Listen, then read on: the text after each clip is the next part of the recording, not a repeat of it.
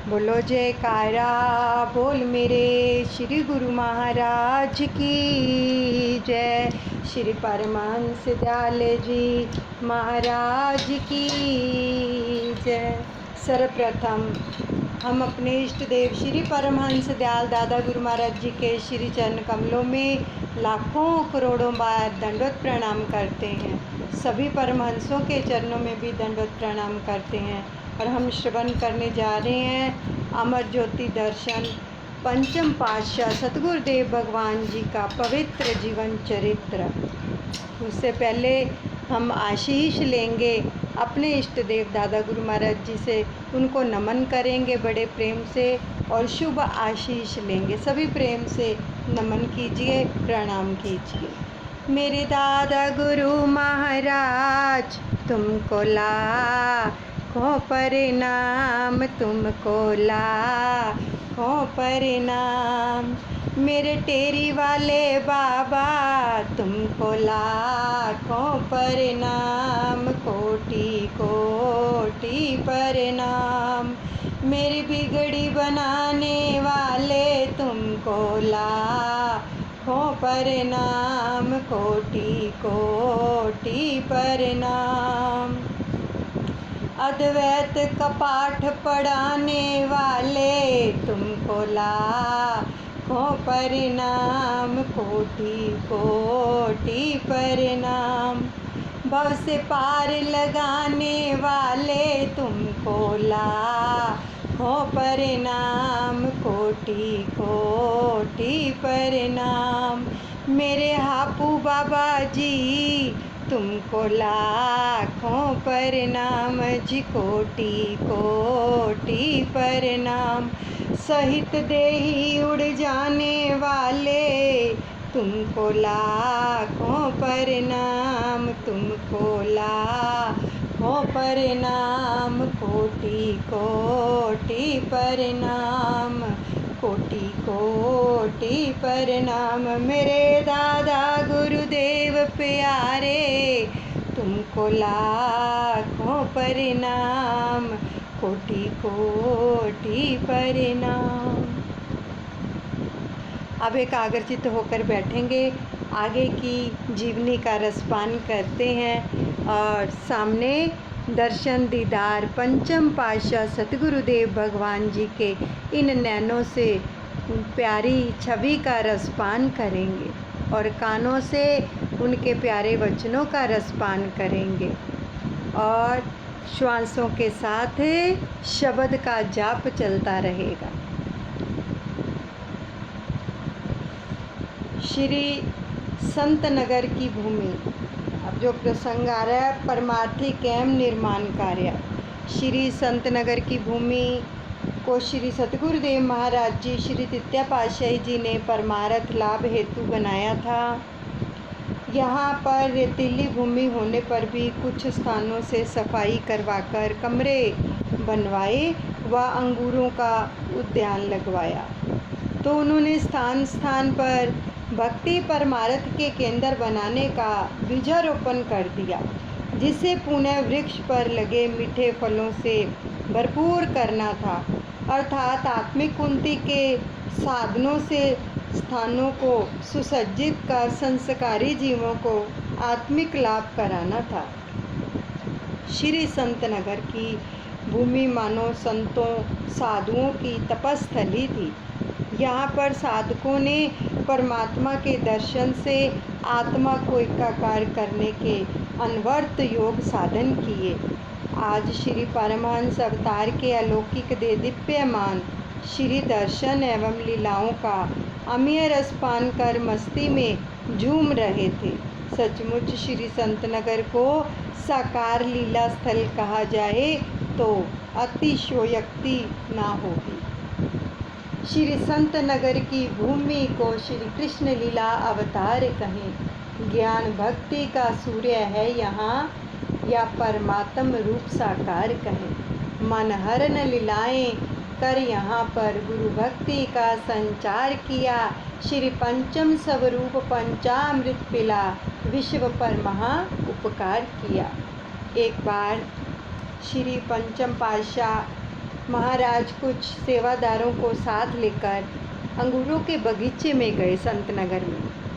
तो पुणे एक टाहली जो श्री तृतीय पातशाही महाराज जी का लीला स्थल था, जो श्री कल भी आपने श्रवण किया ना कि श्री तृतीय पातशाही उस टाहली के नीचे विराजमान होकर नाम का जाप कराते थे, दर्शन देते थे। तो उस टाहली के पास गए पंचम पातशाह। तो सेवकों को आवश्यक जो था वो निर्देश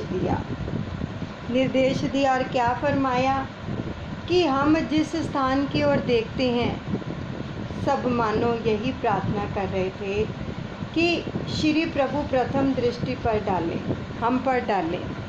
तो समय तो कुछ अवश्य लगेगा, हमें श्री संत नगर का शीघ्र ही निर्माण करना होगा।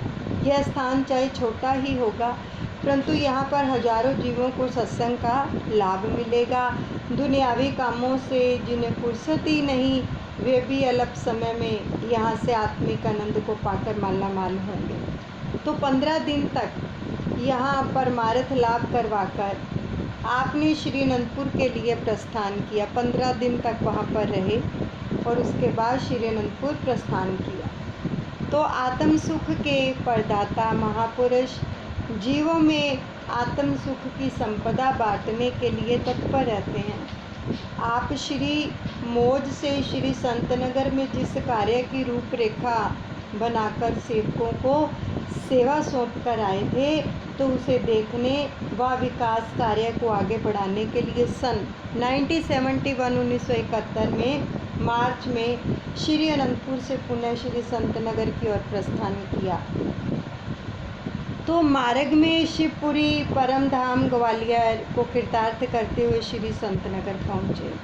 दोनों ओर एक कमरा ही बना हुआ था कि दर्शन हाल एवं निवास स्थान भी छोटा था। भक्तानियों एवं भक्तों की तरफ एक कमरे में श्री परमहंस मंदिर बनवाकर श्री आरती पूजा की व्यवस्था की और स्वयं श्री गुरु महाराज जी भक्तों की और श्री मंदिर में जाकर प्रातः सायं श्री आरती पूजा करते। भक्तों ने श्री दर्शन हाल की सफाई करके दरियां बिछाई। रात्रि को श्री दर्शन खुलने से पहले आपने कृपा फरमाई। छोटा स्थान होने के कारण सभी गुरुमुख जहाँ आप पधारते वहीं इकट्ठे हो जाते। तो आप उन्हें देखकर फरमाते कि हमारे पास तो सेवा की संपदा है, हमारे पास आओगे तो सेवा ही सेवा मिलेगी। बोलो, सेवा करने आए हो, सेवा करोगे? तो सबने एक ही स्वर में विनय की, हमें अपनी कृपा और प्रसन्नता के पात्र बनाएं, श्री दर्शन से हर्ष आएं।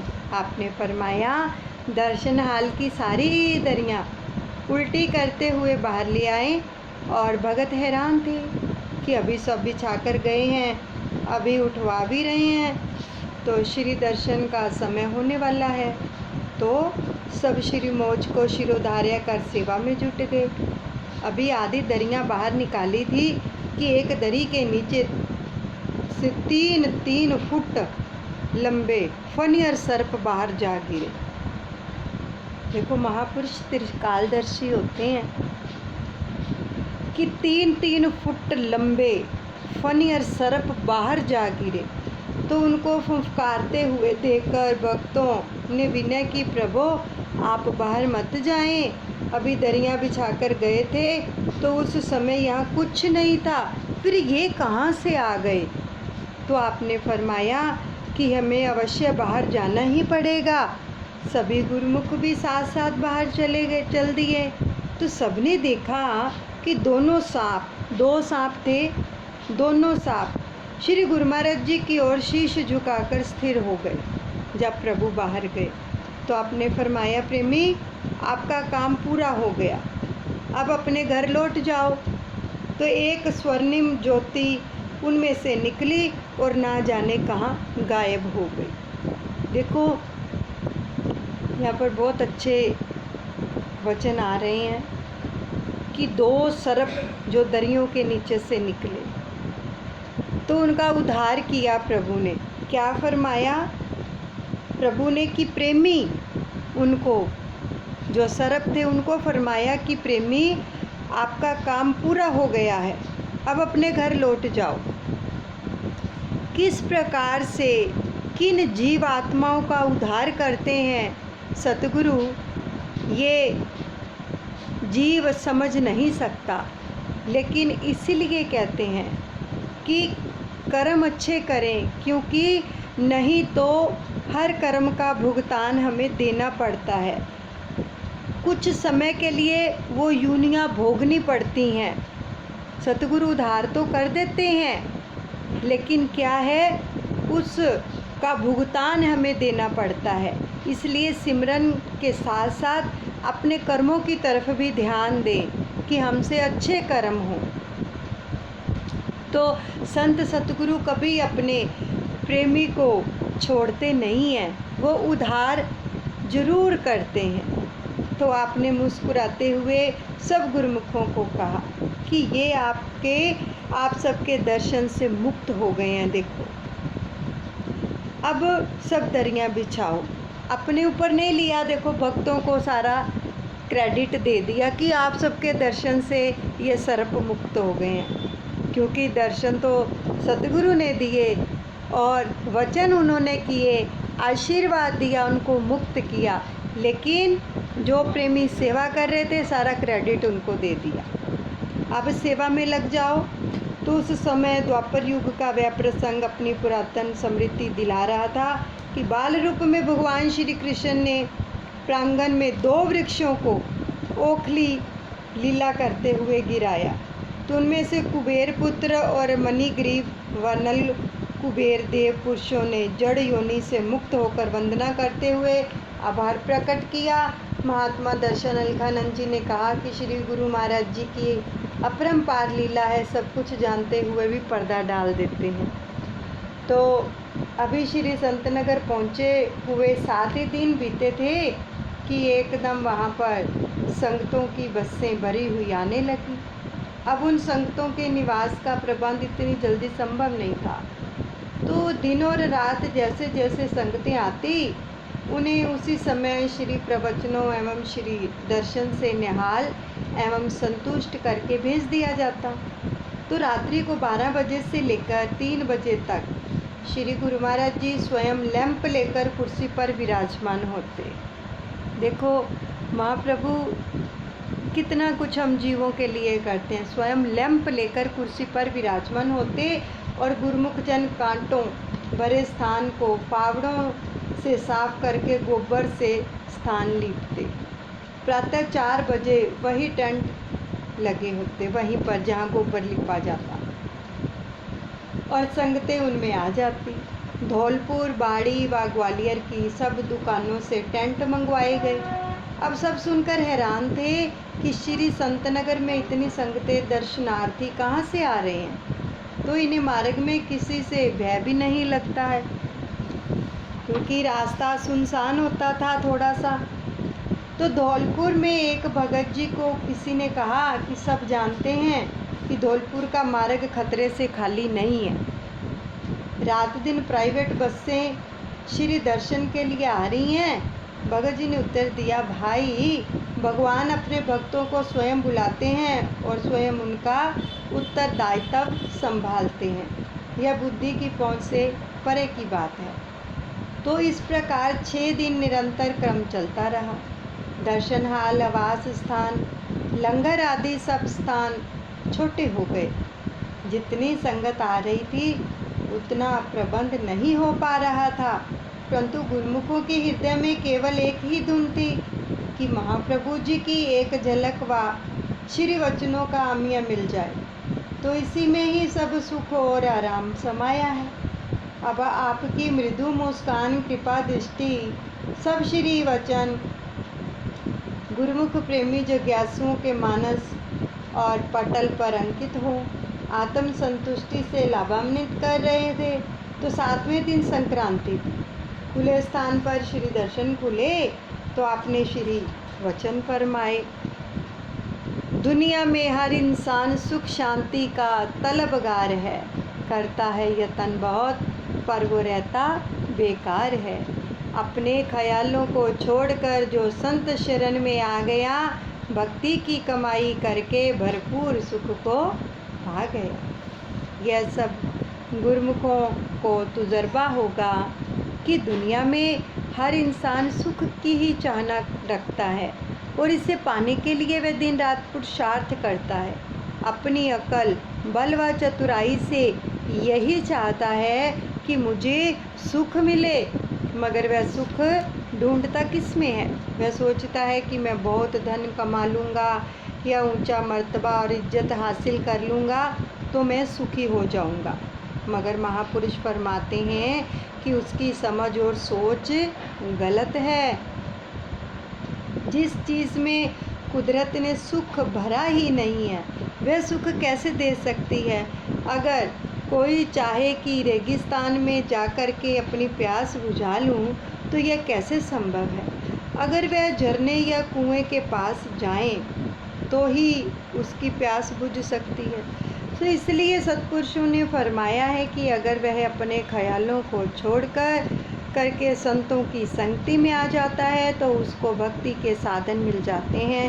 भक्ति जो सुख का मूल है, सुख का भंडार है, उसे अपनाने से उसको भरपूर सुख मिल जाता है। मगर देखा जाता है कि आम संसारी जीव गलत फहमी से उस रास्ते पर चल रहा है जिससे उसको दुख व शांति प्राप्त होती है। अगर उसे सत्पुरुषों की संगति मिल जाती है तो उसके जीवन में ज्ञान का उजियारा हो जाता है, उसे वह सुअवसर मिल जाता है जिससे वह सुख को प्राप्त कर सके। इसी से महापुरुषों ने फरमाया है, साध संगत में चांदना सकल अंधेरायो रे, सहजो दुर्लभ पाइए सत्संगत में ठोर। सत्पुरुषों की सुसंगति के अतिरिक्त सब और अंधकार ही अंधकार छाया हुआ है। सत्पुरुषों की चरण शरण में आने से ही जीव को ठोर ठिकाना मिलता है। यह मनुष्य जन्म मिला भी इसीलिए है कि यह सत्पुरुषों की संगति को पाकर 84 के बंधन से छूट जाए, सब गम चिंताओं से आज़ाद हो जाए और सच्चे सुख को प्राप्त कर ले। महापुरुष जीव को आगाह करते हैं, चेतावनी देते हैं और महापुरुषों का संसार में अवतार भी इसलिए होता है कि वे भूले भटके जीवों को सही रास्ते पर लगाएं, मनुष्य जन्म की कदर कराएं कि यह जन्म किस लिए मिला है। आम जीव यह समझते हैं कि यह शरीर संसार के धंधों और विषय विकारों के लिए मिला है, मगर जो गुरुमुख जन सत्पुरुषों की संगति में आ गए हैं वे इन चीज़ों को तुच्छ समझते हैं। अगर मनुष्य जन्म को धारण कर केवल शरीर के सुख आराम के लिए ही यत्न किया जाए तो फिर समझो कि कुछ भी नहीं किया, जैसे आए वैसे चले गए, बल्कि सिर पर बोझ उठाकर ले गए।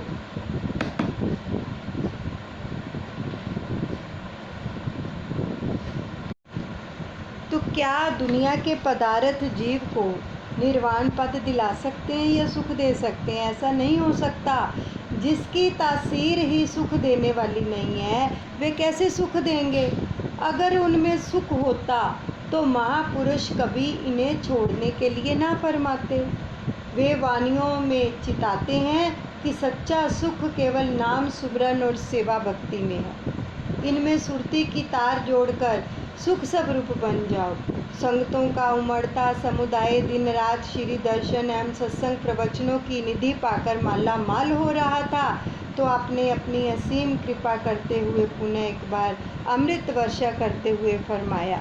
महापुरुषों ने संसार की हालत देखते हुए यह निष्कर्ष निकाल दिया है कि संसार ही दुखी है, केवल भक्तजन सुखी हैं, क्योंकि उन्होंने नाम का आधार लिया है, भक्ति को अपनाया है, इसलिए वे सुखी हैं। सतपुरुष अपनी वाणी में वर्णन करते हैं कबीर सब जग दुख भरा, सुखिया नहीं संसारे, सुखिया केवल भगत जन, जाके नामे आधारे। भक्ति के प्रताप से गुरुमुखों का परलोक भी सुख में बन जाता है और उनकी आत्मा पवित्र और पाक साफ होकर अपने मालिक से जा मिलती है।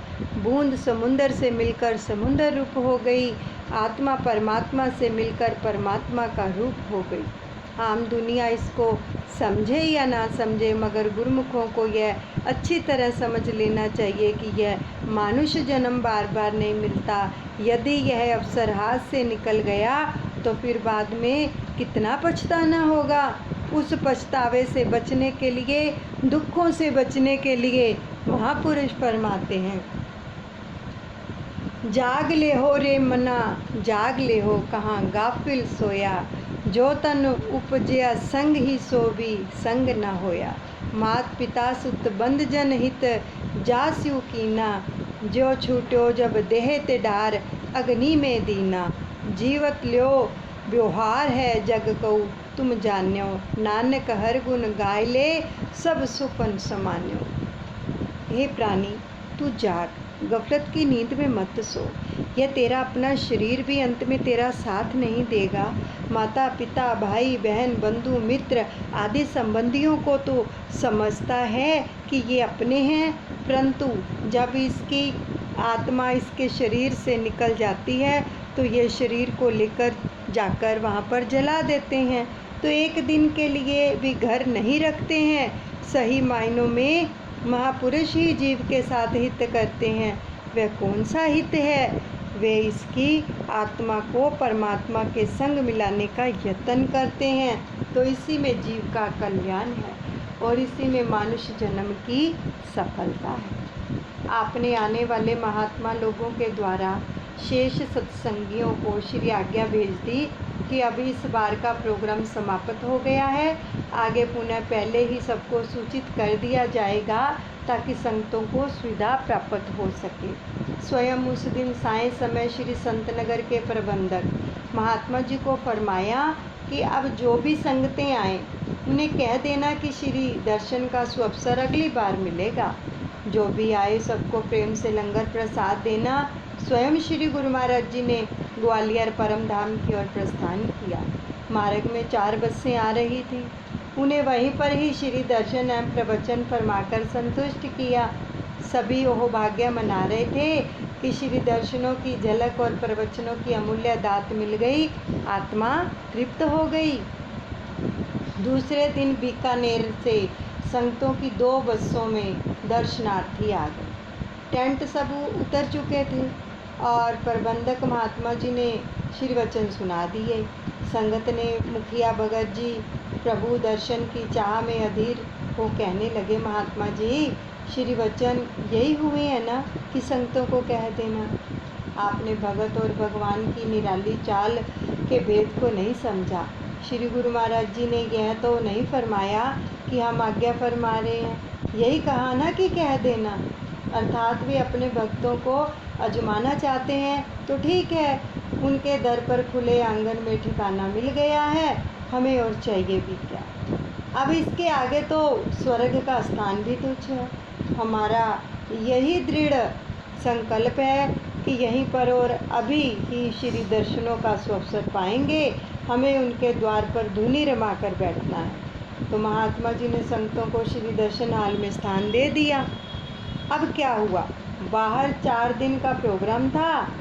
दूसरे ही दिन प्रातः एक भगत जी ने आकर प्रबंधक महात्मा जी को कहा कि श्री गुरु महाराज जी कल प्रातः यहाँ पर यानी संतनगर में पधारेंगे, तो अभी किसी को बताना नहीं है। तो उसी दिन सुबह ही एक भक्त यानी संतोष अपने भगत जी के साथ चंडीगढ़ से आई थी। तो महात्मा जी ने उसे कहा कि आप गाड़ी से मत उतरो, अभी वापस बाड़ी चले जाओ। भगत जी जो थे वो प्रेमी नहीं थे, अतः अपनी भक्तानी से कहने लगे कि किसी ने पानी तक पूछा नहीं और जल्दी लौट जाने के लिए कह रहे हैं, क्या यही है यहाँ का विधान? व्याकुल हो भक्तानी ज्योति मन ही मन प्रार्थना करने लगी, प्रभु अपने नाम की लाज रखो, विरध संभारो, वरन दोबारा श्री दर्शनों के लिए कैसे आ पाऊंगी। कृपा, महान कृपा। एकदम से पीछे से आती हुई कार में विराजमान श्री प्रभु जी ने फरमाया, महात्मा जी अब प्रेमी आ ही गए हैं, इन्हें अंदर ले चलो, अच्छी तरह से लंगर आदि करवाकर श्री दर्शन हाल में ले आओ। तो उधर भगतजन दूर से आती हुई श्री कार को देखकर प्रेम विभोर होकर जयकारे बुलाते हुए वहीं पर आ पहुँचे और नाचने लगे। अब महात्मा जी ने दंडवत कर विनय की, प्रभु ये क्या नज़ारा है। श्री प्रभु जी ने मुस्कुराते हुए कहा, महात्मा जी यह प्रेमियों का प्रेम है, हम स्वयं इसमें बंधे हुए हैं। श्री अनंतपुर की ओर से गुरुमुखों की प्रेम डोर हमें वहां जाने के लिए खींच रही थी और इधर श्री संतनगर के प्रेमी एवं संगतें हमें अपने प्रेम बंधन में यहाँ बुला रहे थे। हम शीघ्र ही यहाँ के प्रेमियों को निहाल करके श्री अनंतपुर पधारेंगे। तो बीकानेर की संगत और उस भक्त्यानी के हृदय में अथाह प्रेम समुद्र ठाटे मार रहा था। तो फिर श्री वचन हुए, प्रेम पुंज प्रकटे जहाँ तहाँ प्रकटे हरि होए, दया दया कर देत है श्री हरि दर्शन सोए। प्रेमियों, महापुरुषों का जीवों के साथ हार्दिक प्रेम संबंध है। जिसने सच्चे दिल से सच्चे प्रेम से भगवान को बुलाया, भगवान एक क्षण में प्रकट होकर साक्षात दर्शन देते हैं। यह भगवान का आदि जुगादि का विरध है। और यह सच्चा प्रेम हृदय में कब प्रकट होता है, जब जीव सत्पुरुषों की संगति में नाम की कमाई करते हैं। इसी नाम शब्द को दिल में बसाकर सच्चे प्रेम को हृदय में जगाकर प्रभु दर्शन को पाना है। लोक सुखी और परलोक सुहेला बनाना है, यही मानव जीवन का लक्ष्य है। तो इसके पश्चात श्री अनंतपुर से स्थान स्थान पर सत्संग परमार्थ का कार्य करते हुए हरिद्वार में पहुँचे। जहाँ जहाँ प्रेमियों ने आपको बुलाया, उनकी विनय पर गृह प्रवेश करके कृतार्थ किया और पावन श्री दर्शनों से निहाल किया। सबके हृदय में नई स्फूर्ति और भक्ति की लगन जागृत हो रही थी। तदुपरांत संतों को कृतार्थ कर आपने कुछ महात्मा एवं भक्तजनों के संग जो थे घाट पर कृपा की।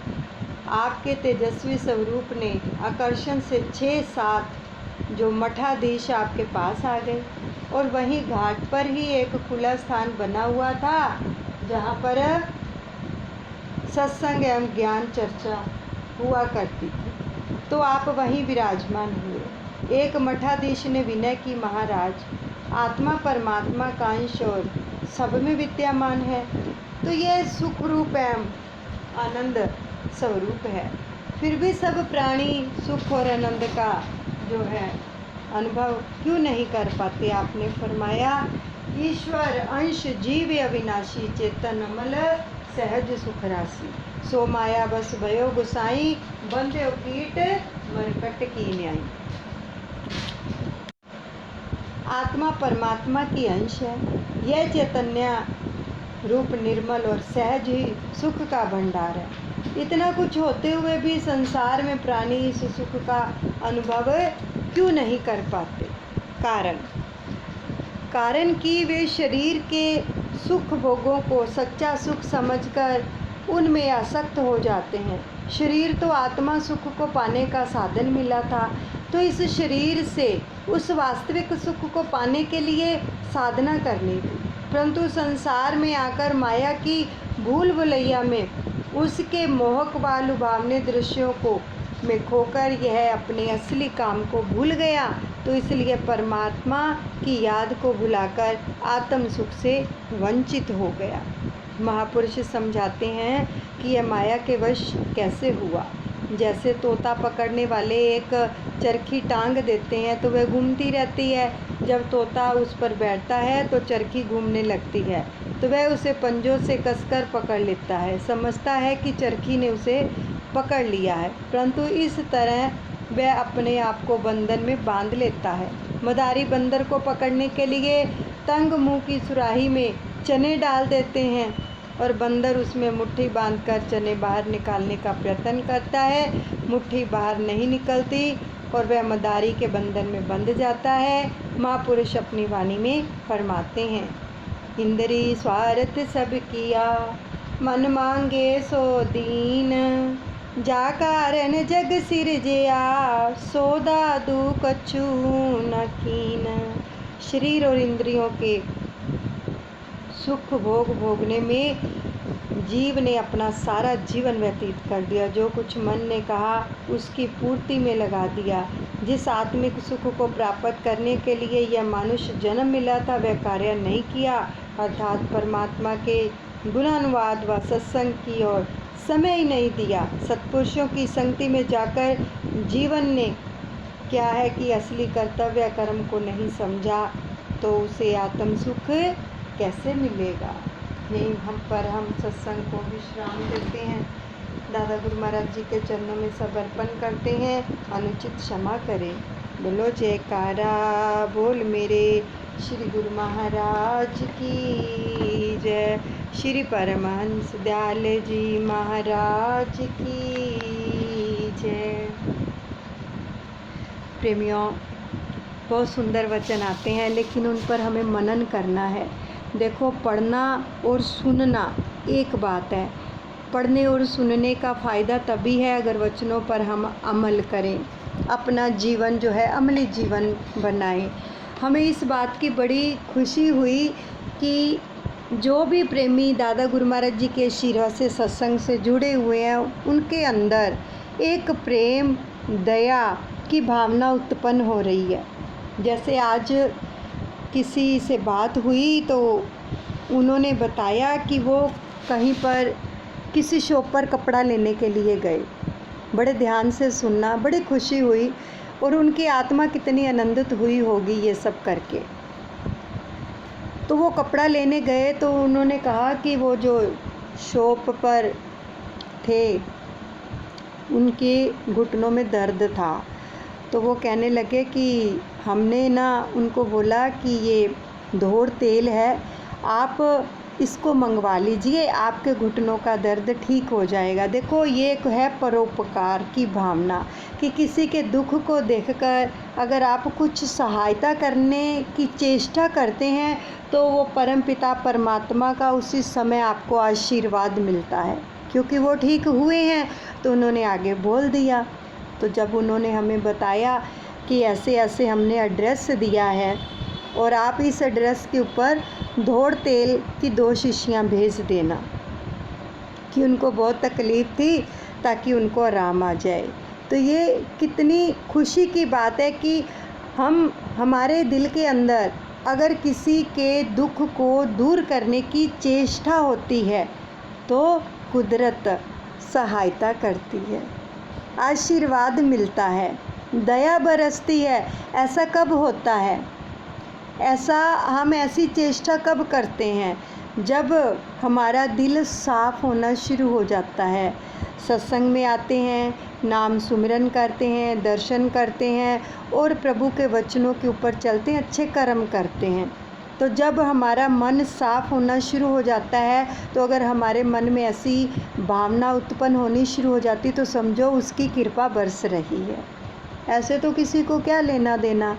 कई लोग जाते होंगे कई दुकानों पर सामान लेने के लिए और किसी के दुख को देखकर इग्नोर भी करते होंगे, हमें क्या होता है तो होने दो। लेकिन किसके दिल में ऐसी भावना आती है? जिनका दिल साफ़ होना शुरू हो जाता है, जो अच्छे से सत्संग से जुड़ जाते हैं और मन के अंदर दया भावना उत्पन्न होती है। तो इसलिए दया के सागर सतगुरु हैं। जब हम उनके दर्शन करते हैं, नाम का जाप करते हैं और अच्छे कर्म करते हैं तो कृपा बरसने लगती है कि हमारे द्वारा किसी का भला हो जाए, कुछ ऐसा कर्म हो जाए कि किसी का भला हो जाए। मुबारक है जन्म उनका जो आए काम मोरों के, घटाएं दुख जोरों के, बढ़ाएं सुख जोरों के। देखो, वो परमात्मा करवाता है अगर आपके मन में इच्छा प्रकट होती है तो।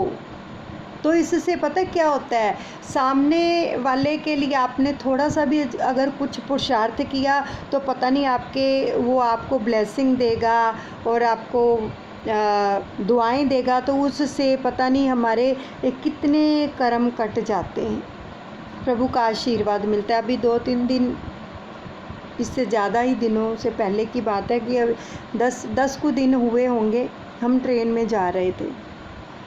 तो जब हम बाहर जाते हैं ना, तो अपने बैग में, पर्स में 2-3 शीशियाँ धोड़ तेल की, चूरन की और सुरक्षा कवच ज़रूर रखते हैं, क्योंकि पता नहीं, क्या पता कौन सी सेवा से किसी का काम बन जाए। तो क्या हुआ कि हमारी बगल में ही एक बहन जी बैठे थे, उनके साथ 2 बच्चे थे। तो देखो मेरे दादा गुरु महाराज जी की कृपा देखो, हम तो नहीं सोच के जाते ना घर से कि रास्ते में हमसे क्या सेवा लेंगे या क्या है। हाँ, इतना ज़रूर कहते हैं जब जाते हैं कि प्रभु इतनी कृपा ज़रूर करना कि जब तक ये ज़िंदगी है, ये जीवन किसी के काम आ जाए किसी भी तरह। बस इतना उपकार ज़रूर करना प्रभु हमारे ऊपर दादा गुरुदेव, ये जीवन किसी के काम आ जाए। तो उसने हमसे जैसे थोड़ी सी बात की कि मेरे जो हस्बैंड हैं वो जॉब करते हैं, लेकिन कुछ कारणवश कुछ समय से ऐसी परिस्थिति चल रही है कि 1 साल में केवल 4 उनको पे मिलती है, केवल 4 पे मिलती हैं। वो चारों की चारें कहती हमारा जो मकान है ना, वो हमने लोन पे ले रखा है, और कुछ भी, तो वो सारी जो पे है ना, जितनी भी है वो जो पे लेते हैं, वो सारी सैलरी जो है लोन में चली जाती है। और मैं कपड़े सिलती हूँ, सारा दिन कपड़े सिल के मैं अपने परिवार का पालन पोषण करती हूँ। लेकिन वो रोने लग गई थी, उसकी आंखों में आंसू आ गए थे और दुख उसके मुख पे झलक रहा था। और हमने दादा गुरु महाराज जी ने अंदर से आशीर्वाद दिया, एक प्रेरणा दी हमें कि इनको बताओ। हमने उनको प्रार्थना बताई कि कोई बात नहीं, ये हमारे कर्म होते हैं, आप चिंता नहीं करो, परिस्थितियाँ हमेशा एक जैसी नहीं रहती हैं, आप चिंता नहीं करो, आप भजन सिमरन किया करो, ये जो आप कार्य कर रहे हैं अपने पति के लिए प्रार्थना किया करो जब, और प्रभु का नाम सिमरन किया करो, जिसको भी आप मानते हैं। तो उसने बीच में ही हमारी बात रोककर कहा कि जो आप बातें कर रहे हैं ना, मेरे रोंगटे खड़े हो रहे हैं और मुझे आपसे बहुत पॉजिटिविटी मिल रही है आपकी बातों से। तो तुरंत ही आदेश हुआ कि इसको सुरक्षा कवच दे दो। तो पहले तो उसने बोला कि हमारे सर्वाइकल भी है, मैं सारा दिन जैसे कपड़े सिलती रहती हूँ, बैठी रहती हूँ, बड़ी प्रॉब्लम होती है। तो हमने उसको तेल निकाल के दिया। तो हमने बोला कि ये प्योर आयुर्वेदिक प्रोडक्ट हैं जो हम सेल भी करते हैं, तो आप इसको लगाओ, आपको बहुत राहत मिलेगी। उसने झट से ले लिया और कहा कि जैसे तो आज ना आपको मेरे प्रभु ने मेरे लिए ही भेजा है। रोने लग गई वो। मैंने कहा नहीं, ये तो उसकी कृपा है कि क्या किसके लिए उसने क्या सोच रखा है, कैसी व्यवस्था कर रखी है, ये तो वही जानता है। उसने वो तेल ले लिया और फिर हमने उससे पूछा, उसने खुद ही बताया कि हम शिव जी को मानते हैं, ओम नमः शिवाय का जप करते हैं। उनका बहुत अच्छा, कोई बात नहीं, सभी भगवान एक हैं। तो आप ये लो, ये सुरक्षा कवच है हमारे गुरु जी का। आपको कोई भी किसी भी प्रकार की कोई भी कैसी भी परिस्थिति बनी हो, इसके ऊपर जल रख कर आप प्रार्थना करें, अपने पति को भी दें, घर में चिट्टा भी दें, नाम जाप करके, जैसे ओम नमः शिवाय का जप करें, जितनी माला कर सकते हैं, 21 माला, तो जितनी भी हो सके, क्योंकि ये जो कर्म बंधन है ये नाम से ही कटेंगे। डॉक्टर की कोई दवाई नहीं है जिससे ये हमें कोई दवाई दे देगा तो हम अपने कर्मों का भार जो हल्का कर लेंगे। नहीं, ऐसा कुछ नहीं है। ये तो नाम जाप से और अच्छे कर्मों से ही हमारे जो प्रारब्ध हैं हल्के होते चले जाएंगे। तो उसको सुरक्षा कवच दे दिया। वो इतनी खुश हुई, कहने लगी इसकी कोई पेमेंट है? हमने कहा नहीं, भगवान के नाम की तो कोई कीमत दे ही नहीं सकता है, बस वो इसलिए कि बस आप जपो और आप यही समझो कि आपके शिव जी ही इसमें विराजमान हैं। तो देखो वो कितनी खुश हुई, इतनी दुआएं दी, और आज तक भी हमारी आत्मा इतनी आनंदित हुई कि चलो कोई भला काम हुआ किसी के लिए। प्रेमियों, अपने लिए जिए तो क्या जिए ये ज़िंदगी, पोंछ दो आंसू किसी के, है खुदा की बंदगी, है खुदा की बंदगी। बंदगी यही है, सिमरन करके भी, नाम जाप करके भी अगर हमारे विचार, वाणी, व्यवहार शुद्ध नहीं हुए, हमारा आचरण शुद्ध नहीं हुआ, हमने अपने विचार, वाणी, व्यवहार को सही नहीं किया, तो क्या फ़ायदा सिमरन करने का, क्या फ़ायदा सत्संग सुनने का। तो इसलिए देखो हमारे पंचम पातशाह सतगुरुदेव भगवान जी के कितने सुंदर सुंदर वचन आते हैं, कितनों का परोपकार करते हैं वो अपने शरीर के ऊपर, कोमल तन के ऊपर इतने कष्ट सहकर। तो हम तो देखो जाते जाते भी अगर किसी का भला करना चाहो तो कर सकते हैं, लेकिन अपने मन में चेष्टा करो कि हमारे द्वारा किसी को भी आहत ना हो विचार, वाणी, व्यवहार से। हमने क्या किया? कुछ भी तो नहीं किया, सिर्फ घर से निकले तो एक प्रार्थना की कि प्रभु ऐसी कृपा करना कि इस जीवन में ऐसे कर्म हो जो हम किसी के काम आ सके, तो चल दिए। और फिर जब गाड़ी में चढ़ें, बस में चढ़ें, आपको भी बताते हैं, बैठो, पूरी गाड़ी को, पूरी बस को दादा गुरु महाराज जी के सुरक्षा कवच में डाल दो कि दादा गुरुदेव ये जो ड्राइवर है, इसमें जितनी भी सवारियां हैं, पैसेंजर्स हैं, सभी आपके सुरक्षा कवच में सुरक्षित हैं। और ड्राइवर ने, नारायण रूपी ड्राइवर ने सभी सवारियों को सुचारू रूप से पहुंचा दिया है और सभी अपने घर पहुंच गए हैं। आपका असीम धन्यवाद। उसके बाद 21 बार नाम के जाप की ऊर्जा छोड़ो। यह है सेवा सबके लिए। जब भी ट्रैवल करो, कहीं भी चढ़ रहे हो, ऑटो पे जा रहे हो, आप बस पे जा रहे हो, आप ट्रेन में जा रहे हो, ये एक वाणी की सेवा है। वाणी दी है, वाणी से अपशब्द बोलने के लिए वाणी नहीं दी गई, झूठ बोलने के लिए वाणी नहीं दी गई, गालियाँ निकालने के लिए वाणी नहीं दी है उस परमात्मा ने, इसका भी सदुपयोग करने के लिए वाणी दी गई है। तो यह है वाणी की सेवा। अगर आप किसी को वस्तु नहीं दे सकते हो, कुछ दे नहीं सकते हो, कम से कम वाणी से सेवा तो कर सकते हो। किसी को क्या पता, यह भी एक गुप्त सेवा है। व्यवहार अच्छा करो सबके साथ, वाणी अच्छी बोलो, विचार अच्छे रखो, तो देखो कितनी कृपा मिलती है। तो सच में हम दादा गुरु महाराज जी का जितना भी शुक्रिया अदा करें उतना ही कम है, जो उन्होंने इस ग्रुप से जोड़कर हमारा सबका जीवन सुधार दिया है। जब मन शुद्ध होगा तभी भजन में लगेगा। अगर मन में तरह तरह की भावनाएं उत्पन्न होगी, किसी के साथ हमारा वैर द्वेष होगा, नफरत होगी, ईर्ष्या होगी, तो भजन पे बैठोगे तो वही बातें सामने आएंगी। तो इसलिए इनको शुद्ध करना है। अच्छे कर्म, नाम जाप निरंतर निरंतर निरंतर रटते रहो। प्रभु से प्रार्थना करते रहो, मैं आपकी शरण में हूँ प्रभु, मुझ पर कृपा करो, मैं आपका नाम कभी ना भूलूँ, एक सेकंड के लिए भी ना भूलूँ आपको, आपका नाम निरंतर इस जीवा से रटता रहूँ, मेरे पे कृपा करो। जब ऐसी प्रार्थना होगी तो वो मन शुद्ध करता चला जाएगा जो नाम है, और हम प्रभु के नज़दीक चले जाएंगे।